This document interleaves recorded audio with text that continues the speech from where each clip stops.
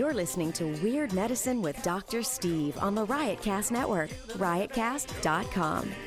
I need some suction in the carotid.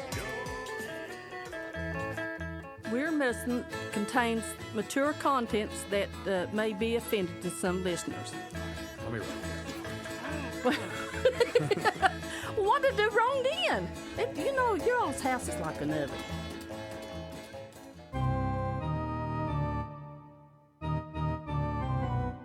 I've got diphtheria crushing my esophagus. I've got Ebola virus dripping from my nose. I've got the leprosy of the heart valves, exacerbating my incredible woes. I want to take my brain out and blast it with the wave, an ultrasonic, echographic, and a pulsating shave. I want a magic pill for all my ailments, the health equivalent to Citizen Kane. And if I don't get it now in a tablet, I think I'm doomed and I'll have to go insane.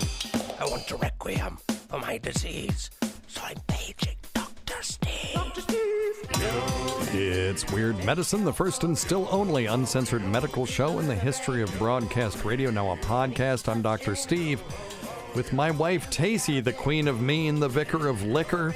She who, unlike Lady Diagnosis, will be absolutely do nothing for a bottle of expensive wine, but will still demand it every time. Hello, Tacie. Hello, Steve. Hello, everyone. A delightful interview.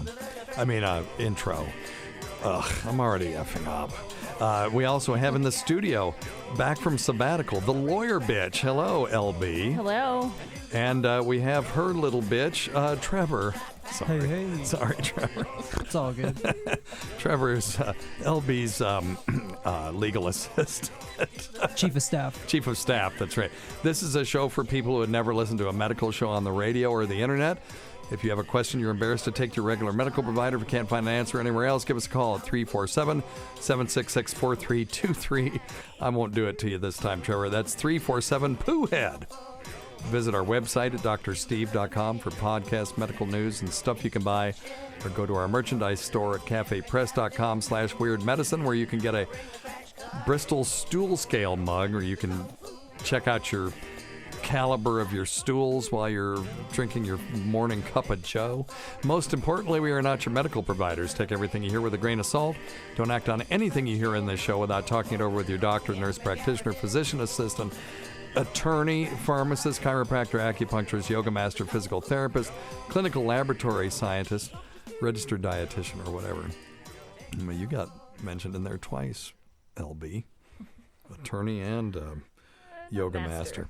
Don't forget feels.com/fluid. Feels.com/fluid for 50% off your first order if you decide to order a subscription for broad spectrum CBD oil. This is the real stuff, and you know what's in it because, well, it's what's in it. And I've looked at their analysis, and it's spot on. If you're going to shop online, go to stuff.drsteve.com. That's stuff.drsteve.com. That really helps keep us going. You can scroll down and you can see all the different products we talk about on this show, including the Womanizer, which was recently promoted by Karen Fian, that delightful comedian. And she had one taste and she liked it. So check out stuff.drsteve.com. If you just want to shop on Amazon, at the very top, you just click through the link to Amazon, and you will find everything that you want there. Tweakedaudio.com, offer code FLUID, F-L-U-I-D, will get you 33% off the best earbuds for the price on the market and the best customer service anywhere. And if you want to lose weight with me and stay at your ideal body weight, which I am at again, finally, thank goodness. Good for you. Do it through noom.drsteve.com. That's noom.drsteve.com. You get 2 free weeks and 20% off if you decide to do it. And it's only a 3-month program. It's not a diet. It's a psychology program that will help you in your regular life being more mindful and being aware of what you're putting in your mouth and changing your relationship with food. Go to noom.drsteve.com. And then if you want archives of this show, you can get a thumb drive by going to drsteve.com. There's a link on there for $30. You can get every show that we've ever done, plus an extra 15 gigs of extra space on the thumb drive because it's 17 gigs and all I could buy were 32 gig hard drives. So there you are, thumb drives. And or you can go to premium.drsteve.com, and for $1.99, you can get access to every show that we have. You just download them all and then cancel. All right. What are you doing? I don't know. Oh, just turn it so that it's Should it be going straight. upright? Yeah, upright. Okay. There you go. And then put it in front of your face so it's about. You can just pull it towards you. There you Okay, go. thanks. Got Okay. it. Oh, that's fine. I'll fix it later. Oh, it's okay. It's totally fine. So it's great for you to be here. We're sort of anti-social distancing today. We have friends, guys. So excited. But Lawyer Bitch is my actual attorney, and we've been working on a nightmarish, horrible contract thing that I thought was just, it took such a load off of my back when I agreed to it, and then, you know, of course, as attorneys will do, good attorneys will do to protect me, she found all these things that are wrong with it. I'm sure, Trevor, was it mostly you that found those and then she took credit for it, or how did that work? Yeah, she argued with me about what I thought it was, but then again, she is the attorney. Yeah, okay. I was right. And you were right, of course you were. I still disagree. Ultimately, she's right. Just say she's right.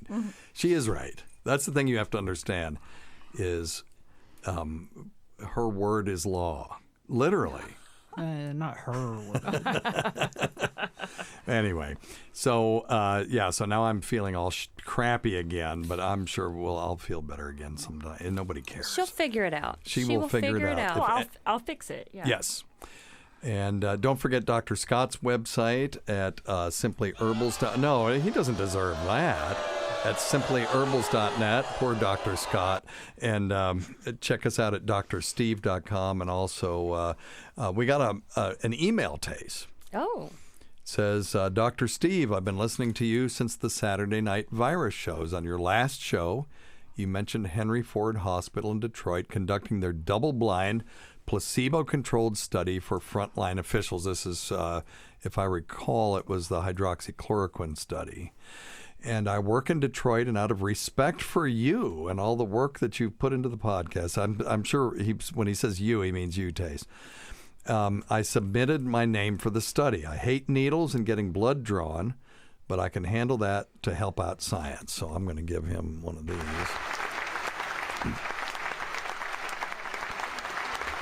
And one of these. Give yourself a bill. Give Good for yourself a him. bell. Thank you for mentioning on your show, and thank you for years of knowledge. You more than likely won't, but if you mention this on the show, please don't use my real name.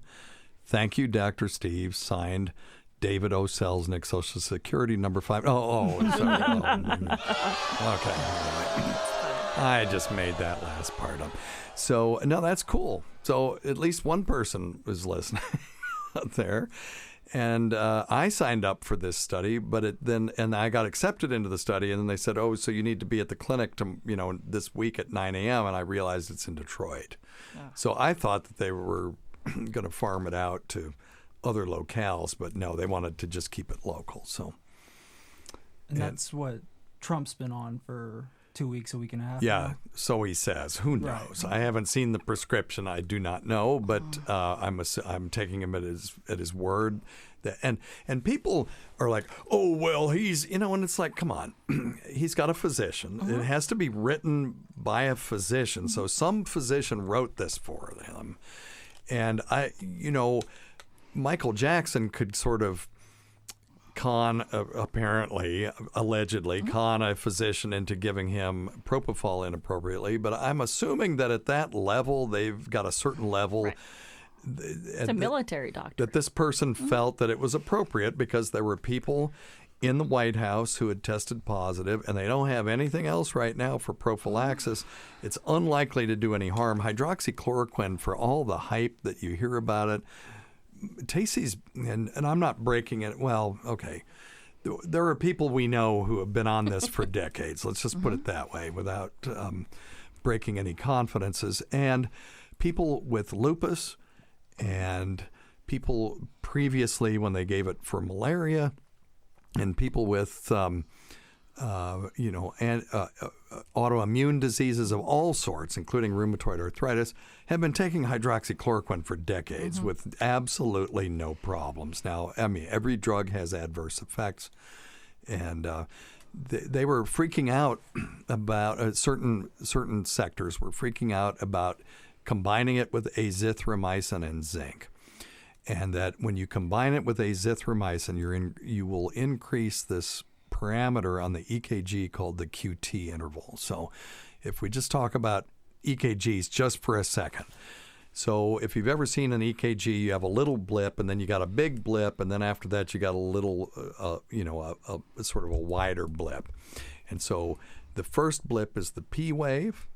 That's the blip that shows the activity of the atrium of the heart. Okay, so that's the top part of the heart. Then you get that big giant blip, and that is the ventricle of the heart depolarizing. And when it depolarizes, it contracts. And then the lower, longer blip after that is called the T wave, and it is repolarization of the heart. Okay, so you have P, and then that big spiky blip is QRS, and then the T wave. So QRS is the three components of that big blip. Well, anyway, so the QT interval, going from the beginning of ventricular contraction till the end of ventricular repolarization or relaxation, is the QT interval. And that is the thing that can get longer and longer with certain drugs. And one of the combinations is hydroxychloroquine and azithromycin. And if you make it long enough, this is what happens. You'll get a Q wave on top of that T wave. So you'll get it, the heart trying to depolarize at the same time it's repolarizing. And all of a sudden, you get chaos. You get electrical chaos when that happens because it can't repolarize and depolarize at the same time. And that's called R on T phenomenon. When you get R on T phenomenon, you can get a weird rhythm called torsade de pointe, which is basically means turning around the point, which is a ventricular fibrillation, and the axis of the electrical axis keeps shifting is what it is. And it can be fatal or it can be self-limited.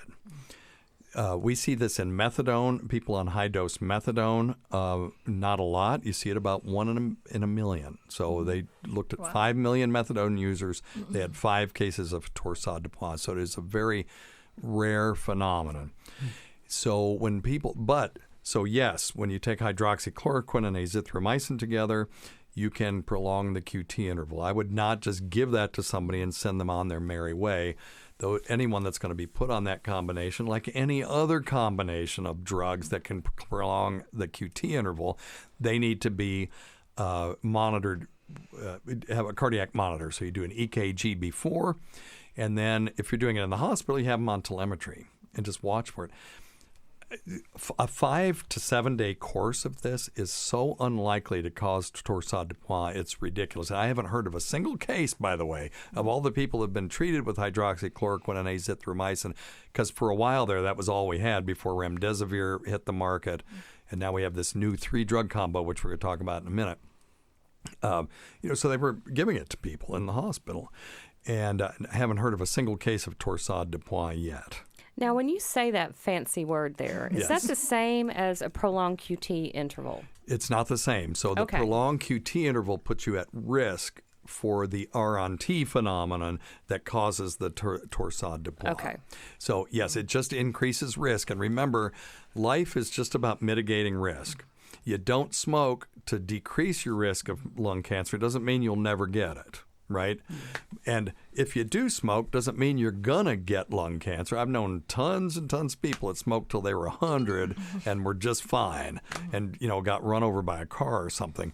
But it increases your risk. Mm-hmm. So it's all about mitigating risk. And that's the whole world. That's what that is. There's a finite chance if you wear your seatbelt that if you get in the wrong kind of wreck, you'll get trapped in your car and you'll die in a flaming ball. But that's 1 in a million. Whereas if you get in a car wreck and get thrown from your car because you weren't wearing it, it's 1 in 2 chance you're going to die. So, right. Just about mitigating risk. That's all those contracts are about, too. That's right. it's about risk management, isn't it? Yes. Because most of the time, nothing's going to happen. Right. But when it does, you got to have a damn contract. If it's likely, yeah. Yeah. That's scary. Terrifying. I like to think nothing bad is ever going to happen. Right. But, you know. Shit happens, though. Yep. Well, did you just make that up? I sure did. By God. Let's talk about that 3-drug combination since we're talking about COVID-19. This is ritonavir, lopinavir, which is an HIV drug. It's a combination drug. Plus, ribavirin and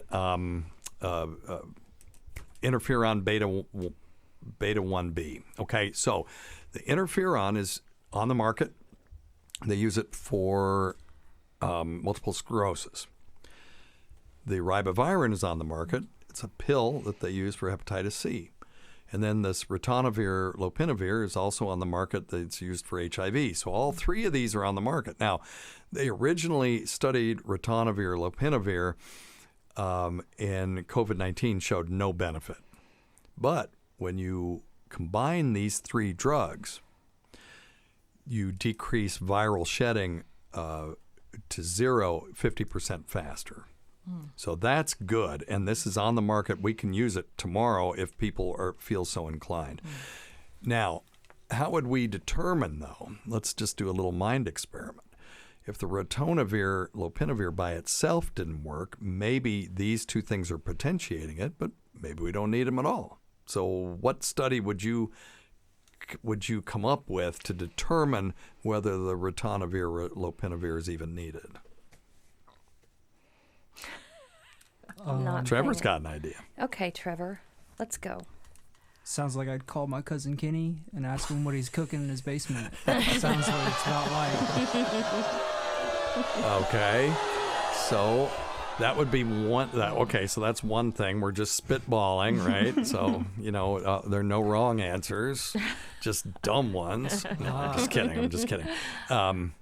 Actually, I'm very serious, but no, it's so one way that you could do it would be to do yet another study where you've got the 3 drugs that we just did and compare it against the 2 drugs without the ritonavir, lopinavir. Now, if that also shows the 50% decrease, then you just throw away the ritonavir. Well, now we got 2 drugs. Maybe you only need one of them. So now we got another study where we're comparing one against the other. And I would love to see one where they do ribavirin by itself, interferon beta 1b by itself, and the combination of whichever the ones that they've, it may be you need all 3. Maybe those 2 are potentiating the ritonavir to work, or maybe the ritonavir is not needed at all. Yes, Tacie. But what about this vaccine, though? Yes. Let's talk about vaccines. And the winter. So because winter is coming. Okay. You know nothing, Jon Snow. I'll give myself one. That was just a bad impression. I don't know. Okay, so let's break it down to, you asked 2 questions. Let's talk about the vaccines. So Moderna is this company. They're an American bio company, right? That they announced phase 1 data for its mRNA vaccine against this novel coronavirus. So we've talked about vaccine phases before. You do these preclinical studies, you kind of give it to some monkeys and just make sure it doesn't kill them. Maybe you inject them with the virus and see if it protects them, and you go, whoa, this looks good. Now we got to try it in humans. So the first thing you got to do is give it to about 40 or 50 humans and just make sure that they don't die or that they don't, turn into I Am Legend, right?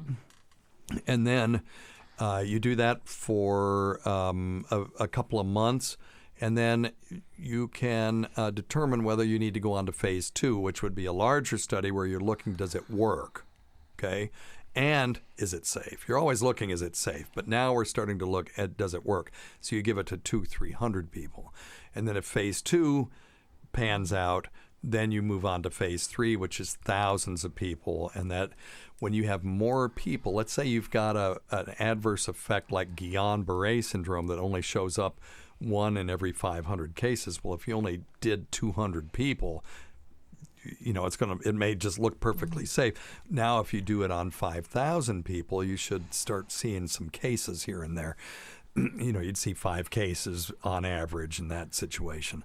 So that sort of signal that's buried in the noise will start to become more apparent as the more people that you do.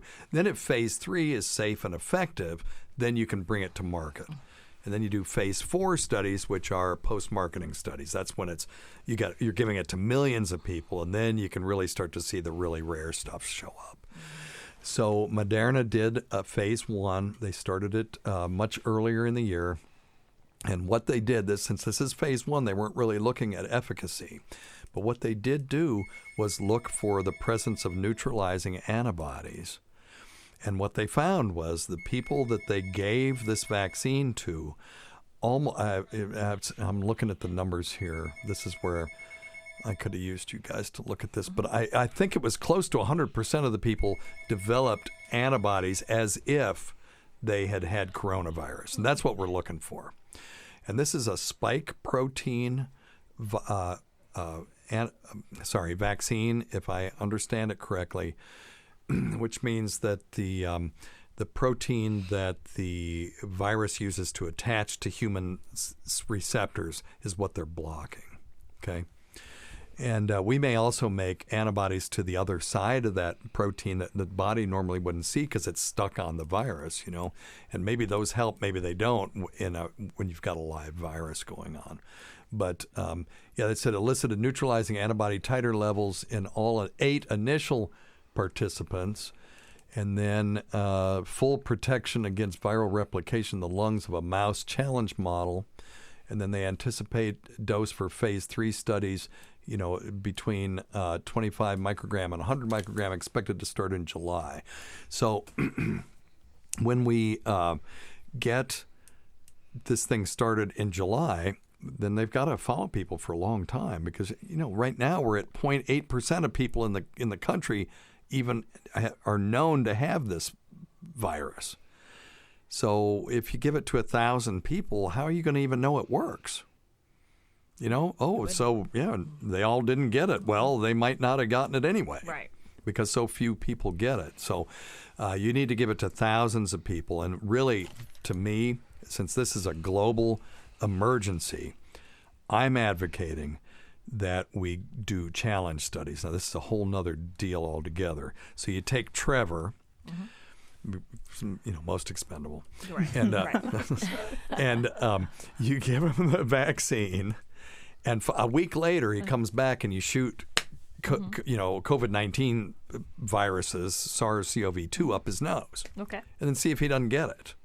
You isolate him for 14 days, and if he doesn't get it, then that looks pretty good. Now, some people may have natural immunity, so you do this with 100 people. Maybe, hell, do it with 1,000. You could get 1,000 volunteers to do that. Pay them some money. And you do it to 1,000 volunteers. If all 1,000 don't get it, you go straight to market. Right. After you got to still do safety studies on it, but that would speed this thing up immensely because then you're looking at your data comes back in 3 weeks instead of 3 to 6 months. So. Sure.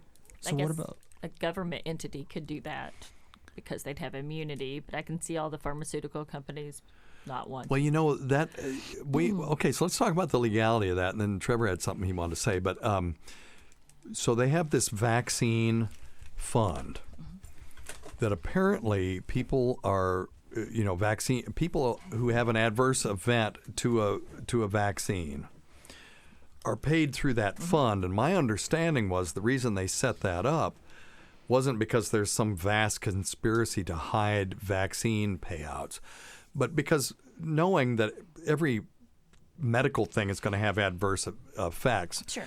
That if they didn't have that fund, the vaccine companies wouldn't make vaccines because they'd be getting sued all the time. Right.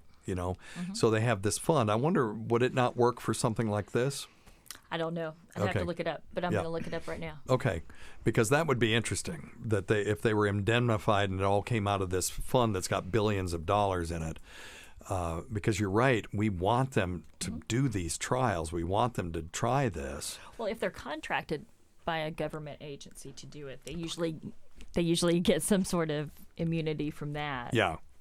So I mean, this really is the CDC would just have to contract them. Yeah. Right. Okay. I mean, it's a global emergency. We need for these manufacturers to do this, to do the studies, and to not fear reprisals if something goes wrong. But if someone's harmed, they need to be made whole to the extent that they can. And we want them to make money off of it too. Just don't profiteer off of it. You know, there has to be some incentive for them to do it. You know, other than just doing good, because altruism in the, you know, if you're a follower of Ayn Rand, you know, altruism isn't go fly. So that's your son. Oh, no, I've already talked to the other son. Okay. Who forgot the other They're son. not playing well together. Oh, you got him? What's that? Yeah, I will. Yes, I will order pizza. Thank you, buddy. In 28 minutes and 15 seconds, I will order pizza. Okay, listen to it. Sounds like he sounds like Darth Nihilus. Are you do you have your brother? No, Okay. he forgot him. Okay, He forgot him. Please go get him right now because he's been waiting there. Thank you. Goodbye. Okay. That's Jesus. just too No, funny. yes, that's why I left, because one son called that said the other son did not pick him up. Yeah, but he's literally a minute away, so you know it's no big deal.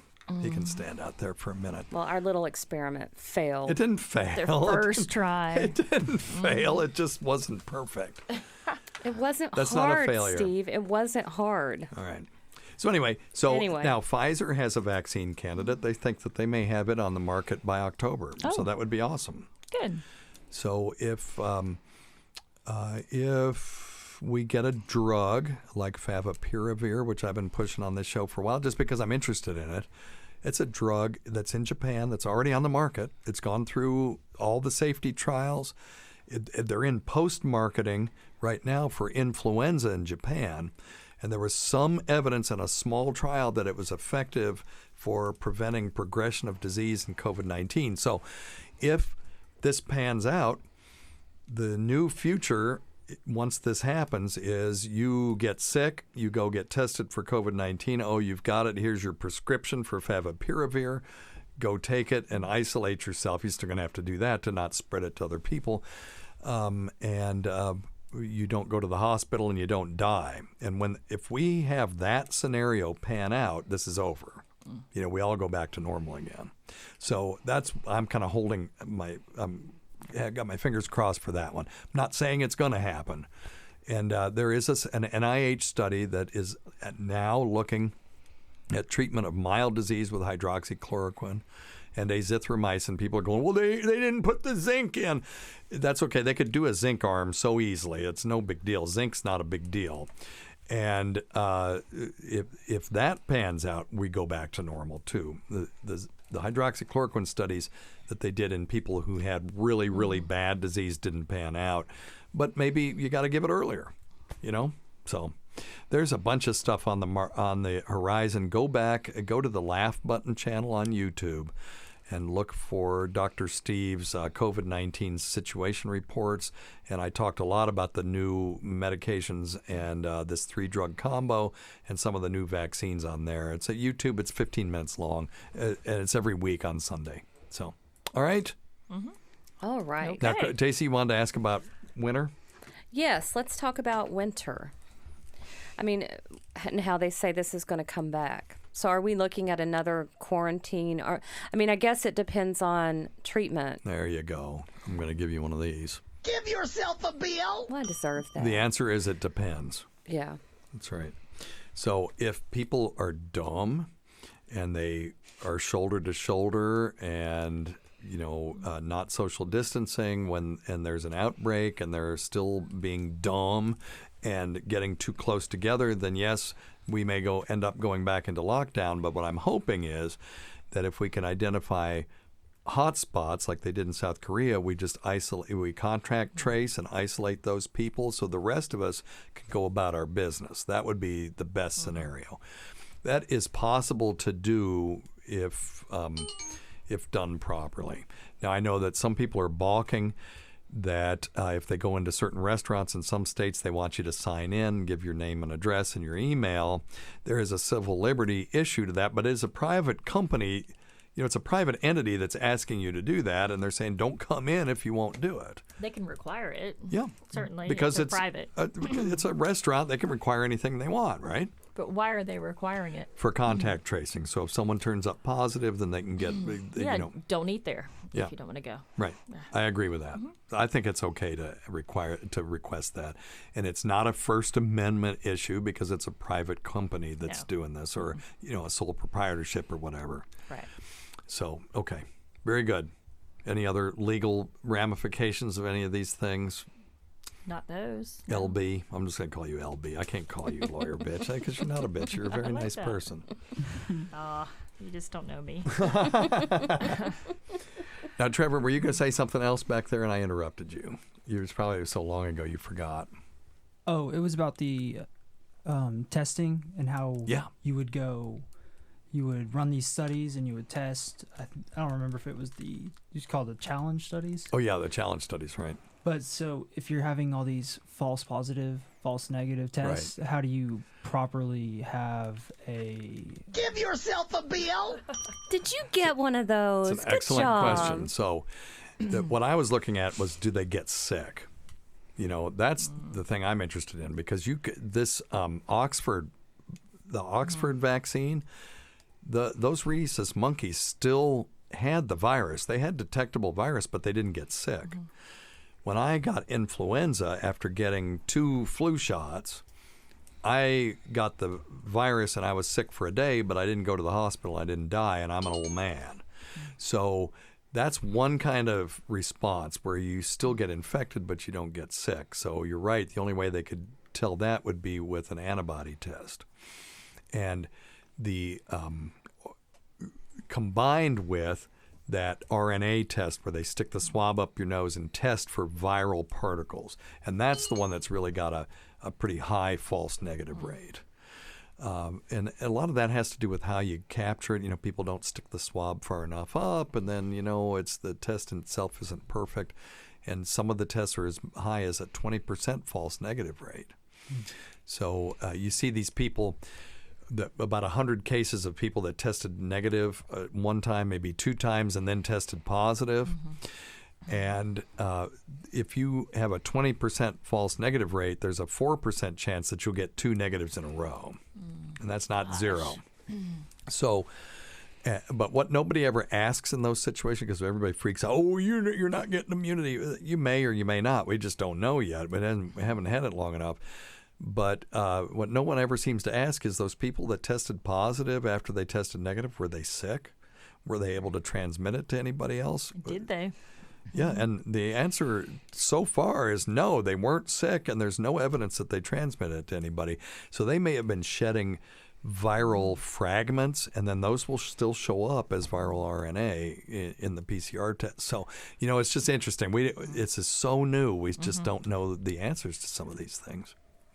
But so what we would do is you would do 2 things. If I were running that study, doing a challenge, I would shoot you up with the vaccine, have you come back a week later, or maybe 2 weeks, let it just cook in there for a little bit, shoot the virus up your nose, and then watch you for 14 to 21 days.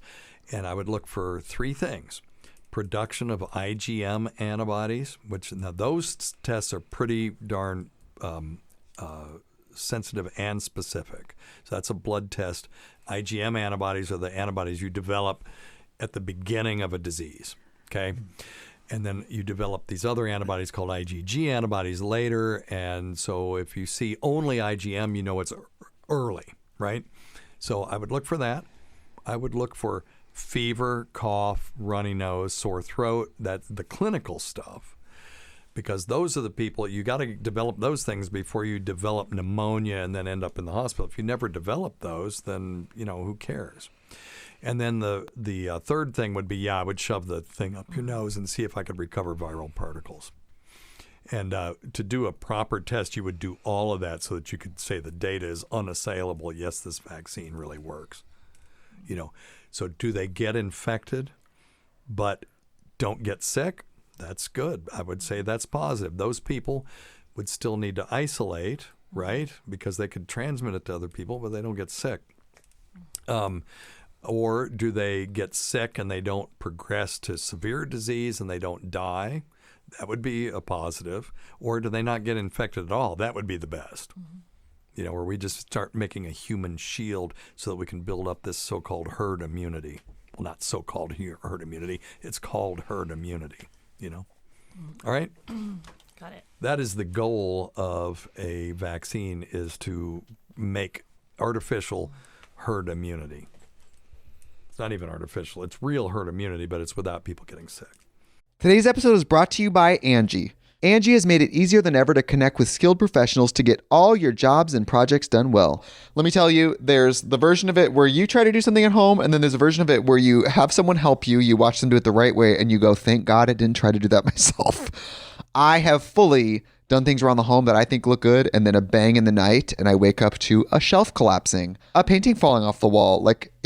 I've seen it all go south. I own a home, and I can tell you, I know how much work it can take. Whether it's everyday maintenance and repairs or making dream projects a reality, it can be hard just to know where to start. But now all you need to do is Angie that and find a skilled local pro who will deliver the quality and expertise you need.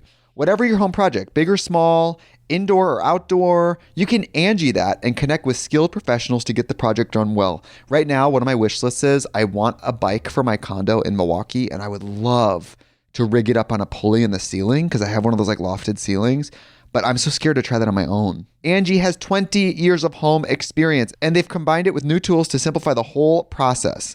Bring them your project online or with the Angie app. Answer a few questions and Angie can handle the rest from start to finish, or help you compare quotes from multiple pros and connect instantly, which means you can take care of any home project in just a few taps. Because when it comes to getting the most out of your home, you can do this when you Angie that. Download the free Angie mobile app today or visit Angie.com. That's ANGI.com. All right. Hi, Dr. Steve and Tacie. How are you? This is David from California. Hello, David. I'm a big fan of the show. Thank you. Every week. The prologue to my question is as follows. It has become increasingly clear that hydroxychloroquine coupled with a Z-Pak and zinc is the most effective treatment for COVID-19.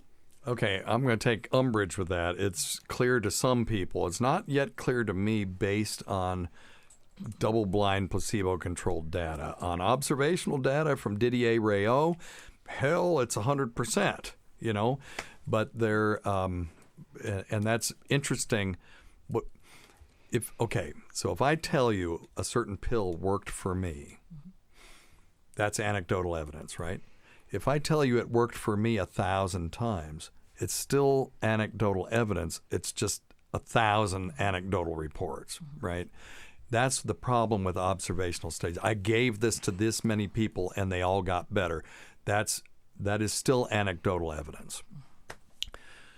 Good evidence is where you give, if you got 3 pills, you give 1,000 people the 3 pills and 1,000 people 3 identical sugar pills, and you don't tell either one of them which is which. And in a situation where you don't know if this has any efficacy at all, then that's ethical. It's ethical to do that. If you think this thing really works, then it is unethical. Then you got to do it against some other treatment. But anyway, but this is the perfect way to do it. And then at the end of the study, you look and see if the people who got the drug, and I don't know who got it, and the patient doesn't know, so there's no chance for bias in that situation. At the end of the study, you decode it and see if there's a statistically significant difference between the treatment group and the placebo group.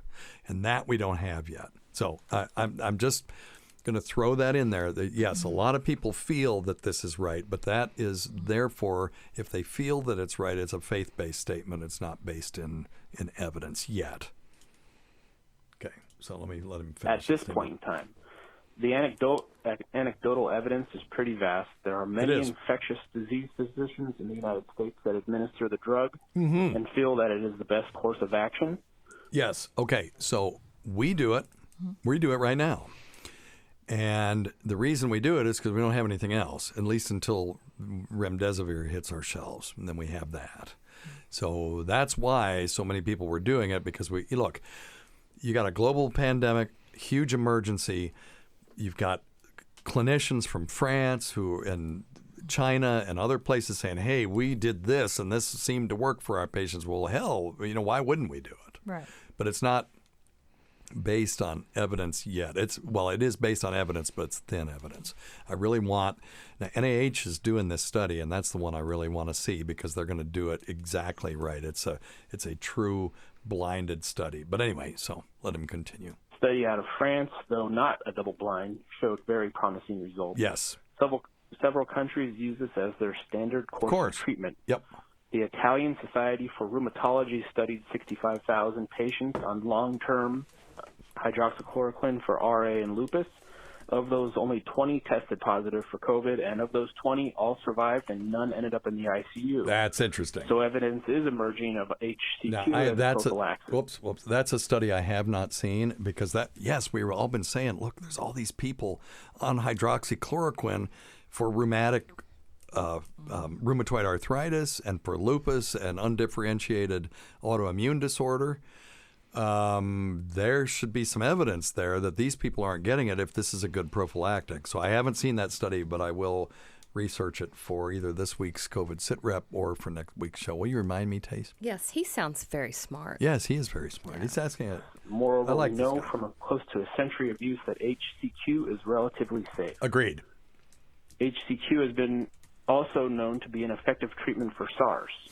My questions are, with all of the now, I admit it's completely anecdotal, no double blinds. Adding up to HCQ being an effective treatment, does a double-blind study conflict with the Hippocratic Oath? Is knowingly administering a placebo to people that a plethora of anecdotal evidence suggests would benefit from the drug actually doing harm, especially for those that end up on a vent, have lasting damage, or die? You already touched on that. Yeah, we did. And that's awesome. Yeah. But this is a great question. And I'm going to say it's iffy in this case, mainly because there is no. It's only standard of care because it's de facto. So I believe that done properly, you can do an ethical placebo-controlled trial on hydroxychloroquine, but this is what you do. You do it on mild patients, and then you have someone decode the data about halfway through, and if it's showing a huge statistical difference, and you can have an independent person do it, there can be criteria for stopping the placebo arm at that point. And as a matter of fact, that's happened in a couple of studies that were done, and I believe one of them was remdesivir, and I'm blanking on what happened, but there was I believe, a placebo arm for one of the remdesivir trials, and they had to stop it because it was, they decoded it and showed that there was an effect. So you don't have to wait till the very end of the study to decode this, but the patients and the primary researcher can't be the ones that do that. It has to be somebody independent that's not making any communication with them unless they see a reason to stop the study. So anyway. The importance of double-blind studies, especially for brand-new drugs, but we're not talking about a brand-new untested drug that is meant to give men a boner. Yeah, no, that's right, but it is untested for this situation. That's the thing. So that's an excellent question. You could make the argument either way, and ethicists will be, if you're going to do a study, you have to bring it before an investigational review board, and the ethics of your study have to be spoken to at all times. Yeah, explain to me, is it the placebo group that they're worried about harming? Yeah, what he's saying is, look, if you know this stuff works, which we really don't, but we think it does. But if you know something works, then giving somebody a placebo, like a cancer, you got a stage 4 cancer person, and you got a drug that maybe could prolong their life by 3 months, and if you don't, they're going to die. It would not be ethical to give them a placebo. But would you be doing the study if you knew that? The answer to that? Well, you might be looking for a better gold standard. So what you would do is treat them with the standard care that might prolong their life 6 months or 6 weeks, and then give them this new thing that might do 3 months instead of doing it against a placebo. Right. Does that make sense? Okay. And then you have to kind of infer the placebo effect, and it sucks. It's not the best science, but you do have to take ethics into this. You wouldn't want to do a double-blind placebo-controlled study for a new pain medication on a hospice patient, for example. But in this case, we don't know. That's right. Whether they're And gonna so die you could anyway. argue it either way. We don't know that the hydroxychloroquine, that it would be unethical to give somebody a placebo because it may be a placebo. Right. You know? And I think that there's some effect there. I really do. The UCSF study looked at they mapped all the proteins that SARS-CoV-2 attacks, and then they looked at drugs that would have effects on those proteins. And what did they find? Antibiotics like azithromycin, anti-malarials like hydroxychloroquine. So it does make sense. So if this guy were on the investigational review board, he might make the ethical argument, and they would have to listen to him, that it would be unethical to do this as a placebo-controlled trial. So ethics isn't calculus. So it's got to be argued, and then you just got to make the best estimation. But there are fail-safes for that. If you've got a drug that's just showing it's just blowing it out of the water, and people are in the placebo-controlled arm are going downhill, you can terminate the trial, declare victory, and then just treat everybody. You can do that. Okay. Interesting. All right. Tacie, you got. So Tacie, you haven't got to say. I've just been monologuing, and I apologize. Monologue away. No. Fine. I don't care. I want you to monologue about your trip to South Kakalaki. So Okay. you went on an airplane ride. Yes. And left me home so that you could go party with a bunch of dudes in around a fire pit. Okay, first of all, fire pits cause alcohol trouble. So I can't be around fire pits and not drink too much. I did learn that. And I knew that from here, but I just hadn't. There's two common denominators, I guess. Me and the fire pit. So... alcohol. So tell us about the fire pit. Three common. There you go. I mean, so anyway, and the airlines. Tell us more about the fire pit. Okay, the fire pit was very romantic. Many intoxicated men and me and my friend, and all right, yeah, it was just I don't nice. want to hear anymore. At one point, they played Rush, of course, which I turned that off very quickly. But because really, not a Rush fan. Oh, not a Rush fan at all. And no, I'm just kidding, Steve. They're just a bunch of goofy guys, and me and her, and yeah, okay, when you were so, gone, I just had a bunch of goofy girls over. Yeah, so I know. It's totally fine. I know you know me better than that, so I'm not worried about it. There was no social distancing on airplanes, just so everyone knows. If you're flying American, you can forget it. But you had to wear a mask, though, right? You had to wear a mask. So I guess that's something. On the way down, They give you hand sanitizer on the way in? No. They check your temp on the way in? No. What? No. Really? Yeah. On the way down, the planes were kind of half full. Mm-hmm. On the way back, one of the planes was completely full, and the other one was just a little puddle jumper. It didn't have if very I could many make a people. recommendation to our brothers and sisters that are, run airlines, if you want to instill confidence in people to travel, just screen people. If you're going to put them on a crowded plane, I totally agree with you on that. Yep. So let me get this straight. I had to go to a steakhouse yesterday, and I had to sit adjacent from other people, but I can get on a plane and sit right next to everybody with the same air circulating. And also in South Carolina, you can sit at the bar that's crowded with people all over you. Interesting. Well, different rules. Georgia reopened. April 30th was when their stay-at-home expired, and they have not had an increase yet. That was as of Sunday when I last looked at the data. Not in hospitalizations or in a significant increase in new cases that I saw, or a trend. There was a big jump, but they'd had big jumps even before the thing. So I'm looking at trends and didn't see any. So this can be done, but it has to be done smartly. Right. Yeah. There was Bike Week that was supposed to be canceled, but the bikers came anyway. Sure, you can't stop them from coming. And really, bikers, They're open air. Yeah, they're open air. Yeah, at least with big no masks helmets. on. I mean, they didn't even need the helmets because they're in South Carolina, which is not so. But that's your opinion. That's why it's there. I felt safe on the beach because even though it was crowded, because it's open air, like you said, and everybody was staying within their groups, and we were definitely 6 feet away from other people. But it was crowded. But it was nice to be somewhere where I didn't have to pretend that. It was just nice to be out of the house. Yeah. But the airport and the airplane did scare me. I mean, the airport, it was one of those gates that's at the end of the hallway where they shove like 10 gates together. And there's no place to sit, people everywhere. And people don't understand. I know they forget or they don't believe in this because there are a lot of people who really, truly think this is malarkey. Okay, Joe Biden. Well, I mean, there are a lot of. I mean, okay. Well, 23 we skidoo, did say kiddo. we are not going to use bad language as often anymore. You're right.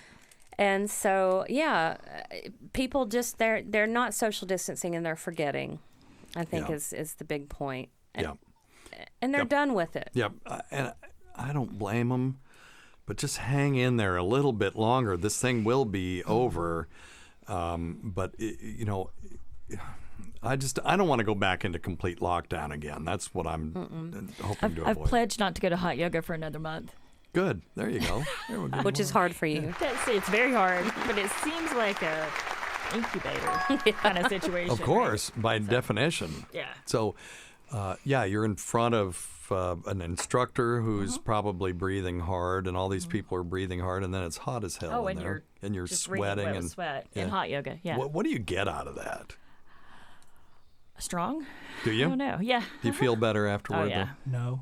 No. I've done it. It's horrible. Yeah. It is horrible. It sounds terrible. I've thrown up leaving. I'm Really? terrified of it. Yeah. Everybody does in the beginning. Really? Just never tried it again. So. Oh, you puke? Oh, I mean, I did. Oh yeah, you get lightheaded. I did 2 classes in a row, and I guess I just didn't refill all the water I was losing, and so I just. You mean you did a class and then you immediately did another one? Well, I did it was a power class in a way, okay. and then it was a stretch and flow class, and it was a class where you sit down. Yeah. Yeah, the class I was sitting down in was where I threw up. Well, I didn't throw up in the class because he was still in the heat, I guess. Yeah, it was. Wow. I mean, yoga's awesome. Again. I had my only out-of-body experience doing yoga, but I think just yoga. The guy that invented, the guy or the woman who invented yoga 4,000 years ago probably had low back pain, is my guess. Yeah. And, but I know that some of the yogis that come over here are horrified by some of the crap that we've done, particularly the yoga places that I guess maybe this is Pilates, but where they have pulleys and they use pulleys to pull themselves Pilates, is that into these different positions that they otherwise couldn't attain. And all the yogis I've ever talked to, and maybe 1 or 2, have said, if you can't do those poses, attempting to do them is just as good. You get just as much out of it and maybe even more as the person who can just stand there and put their knee against their ear, and their legs standing straight up and standing on one foot, And that the attempt is that's what's important. Is what's important, yeah. But anyway, hot yoga. I don't know. I mean, I would like to try it, but then when Maybe. it comes down to it, I'm just so chicken. How hot is it? I sweat so 105. bad. Like a hot tub. 105 degrees. Me. What? She said it was 98. It's lied. between 95 and 105. She lies. Yeah. And it's crowded in there too. Well, it's not now. Now, because of social distancing, this is silly. But so I still don't go for another month. I sweat a lot regardless. And so, I mean, I go for a run and I'm drenched. Yeah. And I'm in that and I'm extra drenched. And then There's they want sweat you everywhere. They want you to Pretty gross. move. Do they lay think it down. detoxifies you? Is that what they say? Because if that's their reasoning, then I cry BS. I don't, honestly, I don't know. It's power yoga, and it was started by a man in the 80s in LA. Is that enough for you? Right? Or at least that style. Not the hot part necessarily, but I don't. They say that your muscles will expand farther or stretch farther, which I think is true. That's probably true at some level. Yeah, I'll give it that. I mean, I definitely was in there moving and bending more than I've ever moved and bent. Yeah, I bet. But I was also wet. Yeah. Like shower wet. Yeah. And I didn't everyone like is. that. Yeah. And I mean, I had a shirt on because I'm a relatively hairy guy. Yeah. And like guys were in there with their shirts off, and I was just was stubborn, and I laid down, and my shirt hit the mat, and it sounded like I farted. And I was super embarrassed. Oh yeah, and then you have to go. That's how it would be for me. No, it's just the mat. I swear, it's just the mat, Right. and they're like, yeah, right. And you guys don't think worse of people who sweat more than others? I don't think anyone doesn't Ew, sweat look at that completely. one. They're sweating. I mean, you are so to the point where I have to take a shower or take a towel with me to the car because it's like I just got out of the shower. Everyone's like that. Some more than others. Yeah, I mean, it's still gross though. It's disgusting. It is. No Does argument. anybody like, if you go watch a marathon and then there's a certain number of people who have evacuated their bowels, do you ever see anything gross like that in hot yoga? No. Now there is, I have to say, in St. Petersburg, Florida, there is a yoga studio. You're not going to say anything actionable, right? No, okay. I'm being careful. That has men's naked come yoga. on. So I do have questions about that. It's true though, Steve. I've never gone because I'm not a man, but they do. And you would think things would get in the way, I would think. Don't you think?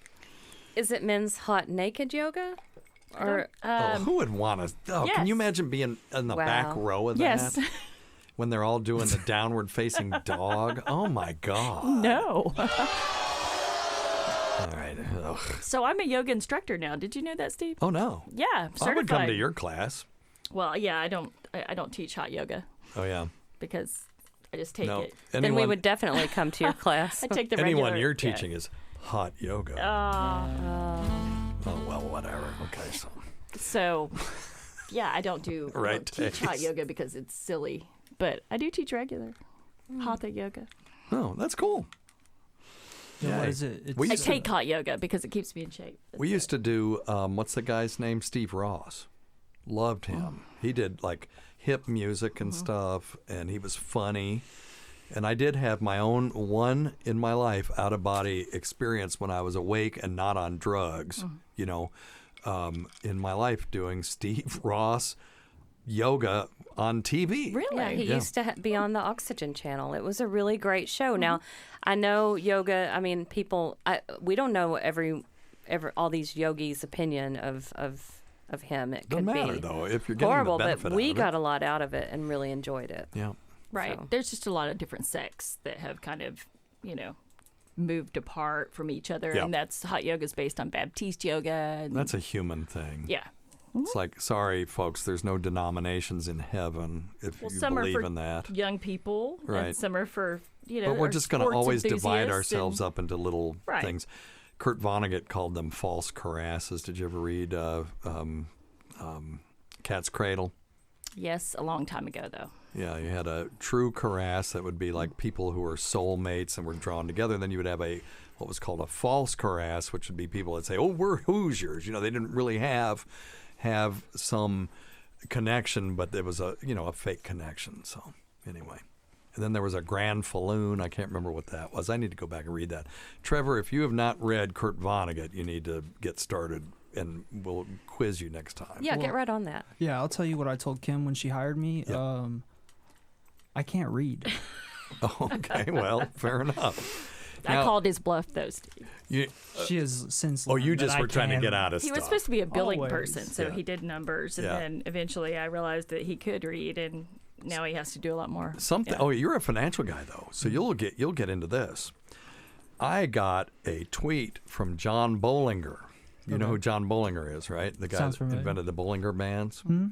And because he liked my use of his statistical technical analysis technique for analyzing new case data for COVID-19 cases. Oh, that's cool. And so I used Bollinger Bands for that. And you can see that also on covid.stoutlabs.com because I talked to him about it, and he started using the Bollinger Bands, and on some of our previous COVID sit reps on YouTube. Yeah. I had a very sexy conversation with the guy about that at the fire pit.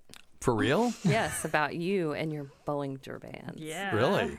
Ooh. Yes. How'd that go? Yeah, tell us about it. It was very sexy. I was like, Bands. Ooh, those bands, those One is- finance bands. One that is guy. two standard deviations Somebody's last above name. the 20-day Yeah. simple moving average. Yes. Hey, fellas. So- and one, the lower band. Okay, anyway. There's no action at a fire pit when you're bragging about your husband and his financial Bollinger, whatever bands. Well, the German would be Bollinger. Oh, Bollinger bands. But he may say Bollinger. I don't know. I'd like to see how many ways I can mess that word up. I know.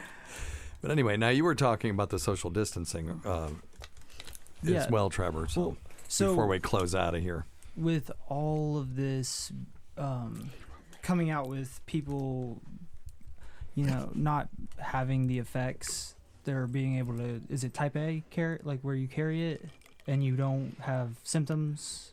Type A. Well, no, you're talking about blood types? No, I'm talking, I don't know what it's called, but there were asymptomatic people. Asymptomatic. Yeah, there you go. Okay, yeah. Yeah, I'm not medical at all. Well, Tacie's been plying you guys with drinks that are probably way, way, way too strong, too. His is, yeah. But so with these people, especially younger, who are not showing any symptoms, because I went to Middle Tennessee, and I've got a lot of buddies who live in Nashville, and Nashville has decided to allow people to go back on Broadway. Yeah. Are those people who then potentially came into contact with COVID-19 get sick, or I don't know, come to some kind of knowledge of that they have it? Yeah. That because they're afraid of getting shit, I mean, from other people, parents. I know my mom would light me up if I... because you were not social distancing, and so then they don't tell anybody. And I don't go to the doctor because I live alone. Yep. And, I get sick, but I think I'm going to be okay. Right. No, yes, of course there are those people. And some people say, hey, I can't afford to quarantine myself for 21 days, so they just go anyway, knowing that they're sick. I didn't even think of work, Yeah, there's those folks, and then, the ones that went to spring break, too. Let's not forget about them. Yeah, and the parents who still send their kids to school because they need child care and they have to go to work even though their kids threw up that There's morning nothing or easy whatever. about any of this. So, it's yes, those people will be undercounted. We'll never have a perfectly accurate number of how many people had this unless the federal government said, we're just going to tell, you know what? Screw your civil liberties. We're testing everybody, and it's mandatory. Send out the National Guard. Yeah, and if you don't do it, we're going to do this and that, and they will never do that. That could have happened in I mean, not to test everyone, not to force you to give evidence against yourself or anything like that, but they could have quarantined everyone immediately. Yeah. By using the National Guard. And if we talked about that, if they had. Let's say you if you were a totalitarian government, I don't know, like, you could probably think of one or two, and you had the power to just tell everybody stay home. If you perfectly isolated everyone, then all the people that were exposed the day before isolation, they would be done being sick by about day 24 on average, and some sooner, some later, some would never get sick. It would take that long for you to even see the number of cases start to decline. And then there's still going to be people that can transmit the disease. So now you've got to go another 24 days at least. Go ahead. Well, and wouldn't it just come back in? Like if you were able to protect everyone, then let everyone out. Right. Then air travel opens back up and you're in the same spot. So until the herd immunity or whatever you want to call it kicks in, you can't really... And at the rate that we're at, the highest I've seen anyone estimate the asymptomatic rate is like 20% of the population. That was a real outlier. Most of them have been in the 3 to 6%, if that, and that it depends on where you are. There's nowhere close enough to get us herd immunity. Oh, okay. Nowhere close enough. We calculated on this show you need at least 55% of people to be immune before we get herd immunity from this virus if one person gives it to 2 other people, 2.2 other people. That's what we estimated. So do we have an accurate death rate yet? You said it was 0.8 is what we're at. Well, that's known cases Known in the cases. United States is around 0.8% of the population. So the death rate depends on how many people are asymptomatic. So if you look at the Diamond Princess, for example, Sure. 4,000 people on the ship, 710 got it. 710 tested positive for the virus. Of those, 46% of them never had a symptom. Yeah. Our buddy Dr. Hopland, who we had on this show, was on the Diamond Princess. He was in a room with his wife for 14 days. She was positive. She had it. She had symptoms. He never got it. So there may be some people who have natural immunity, and that's going to be hard as hell to dope out, you know? Yeah, my mom went to church with them. Oh, is that right? Mhm. Yeah. So, yeah, my mom we was did an very- interview with him. Yeah, I listened to it. I thought it was very good. I think the whole thing's crazy. I mean, I don't ever want to go on a cruise ship ever. No, again. I mean, I never wanted to go on a cruise ship to begin with. Yeah, nor I I. wonder. So, yeah. Have you been on one? No, I have never had, but a Disney cruise. I did used that. to want to go on that. Only one I've done. They do it great. 5,000 people, half of them kids, but they keep your kids and you Yeah. don't see them a lot. Yeah, they do it right. Which is great, I guess. But there's a lot of Disney princesses handing you sanitizing stuff as you everywhere you go, and Good. there's nothing like thinking there's got to be some disease on Well, this it's ship norovirus. for them to have to keep giving me sanitizing Yeah, stuff. they So, don't want I a don't know. single outbreak of Norwalk virus on a Disney mean, cruise ever. 5,000 Not that people. anybody else does either, but that one case where they had that shit show of a cruise where so many people got it and they were quarantining people in their room and the toilets weren't working and all. It was They do just do a it well, nightmare. though. Disney, if Yeah, you're that gonna was do not it. Disney, by the way. I'm Yeah, not going to no. name the cruise I know line, who it but was. Yeah. Yeah. But I despise cruises because of. Yeah, I've always Always wanted have, to though. do one, but I don't know about now. I think a don't. Panama I don't Canal think- cruise would be cool though, because it's one of the few cruises you could get on where you go out onto the deck and you can see land on both sides of the boat. That would be kind of cool. They do all those river ones. My parents are doing those a lot lately in Europe, and Oh, yeah? you know, Biking? yeah, the biking, yeah. Tacie They're says very those are for old expensive. people, and They it's are. like They are for They old are for people. What am the I? youngest person is like. My mother says the youngest person's like 65. well, there you go. Do So those I have probably could casinos? get some action. They do not have casinos. No, but they have bars though, right? Yeah. There you go. They have usually they have I guess balconies overlooking both sides. Yeah, it's very expensive though. Yeah. I figure I could get some action with some of the old biddies. On Go that for it, thing, dude. right, Children Tacie? are not allowed Yeah, on those. yeah. So I'd have to go by See what you can myself, get, Tacie. You know, Disney, Viking. All right, you guys got anything else? And we'll get out of here. No, we're done. Well, thanks. I'm done with you. Go to people. the lawyer bitch and Thank you. Trevor Thank and you. legal. What are you over there? What do you call what's your job? Chief of staff. Chief of staff Trevor. Okay, I That's like a that. nice title.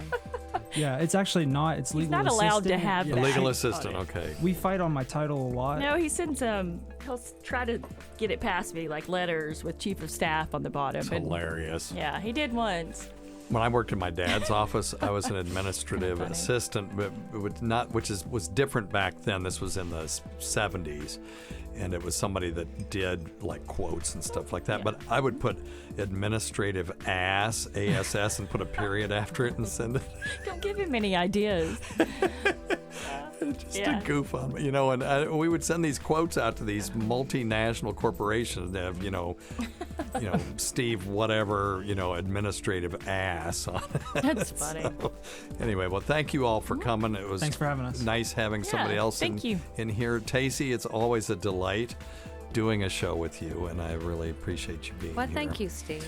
And we can't forget Rob Sprantz, Bob Kelly, Greg Hughes, Anthony Cumia, Jim Norton, Travis Teft, Louis Johnson, Paul Ovcharsky, Eric Nagel, Roland Campos, Sam Roberts, Pat Duffy, Dennis Falcone, Matt Kleinschmidt, Ron Bennington and Fez Watley, who supported this show, has never gone unappreciated. That was the dog making that. That wasn't them laughing at Matt's name. Listen to our SiriusXM show on the Faction Talk channel, SiriusXM channel 103, Saturdays at 8 p.m. Eastern, Sunday at 5 p.m. Eastern, on demand, and other times at Jim McClure's pleasure. Many thanks to our listeners whose voicemail and topic ideas make this job very easy. Go to our website, drsteve.com, for schedules and podcasts and other crap. Until next time, check your stupid nuts for lumps, quit smoking, get off your asses, get some exercise, wash your hands, and we'll see you in 1 week for the next edition. Goodbye, of Real everybody. Medicine.